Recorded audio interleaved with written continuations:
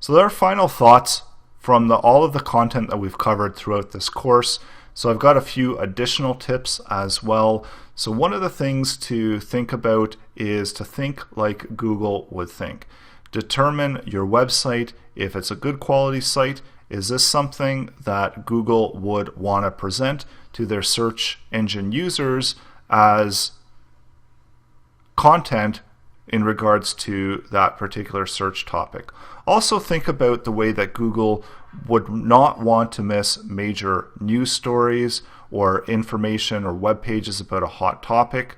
So they don't want to miss all of these things. So they're going to be actively pursuing this type of content. And major news stories would be something that's coming out. There'd be a lot of clicks. There'd be a lot of buzz about it, even hot topics. So all of these things give off cues that Google looks for in order to provide better results for their search engine users. They don't want to miss anything, and ultimately they want to provide the best results for that search entry. Also think about geo-targeting.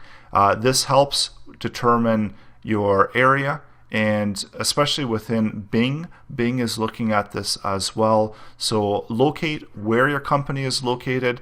Geo-targeting, if you've got a restaurant or some type of local business, make sure you do focus on this geo-targeting and focus on showing up well within local search results. Use Google Plus, because this is going to be this is a Google product. This is Google's social network, and although they do say that using Google Plus isn't going to affect your search engine ranking, it's a Google product, so we'd have to assume that there is some kind of connection between there.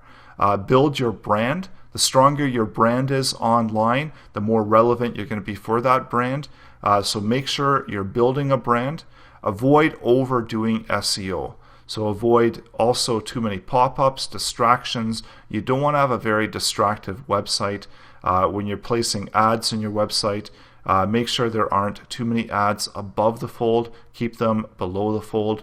Avoid auto-generated content. Avoid low-quality links from same IP servers, and avoid selling links. So these are all really important determining factors when it comes to how your website will do within search engine rankings.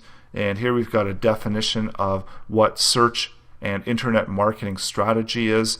So it's the process of affecting the visibility of a website or a web page in the search engine's unpaid results. So we had looked at where the unpaid results are as opposed to the paid results.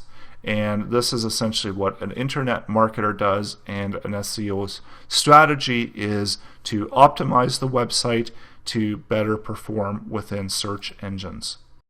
And the other side of it is creating search engine friendly content, and then the other side is to remove barriers to indexing. And you can optimize your website by editing the content and also looking at where you're linking and who's linking into you.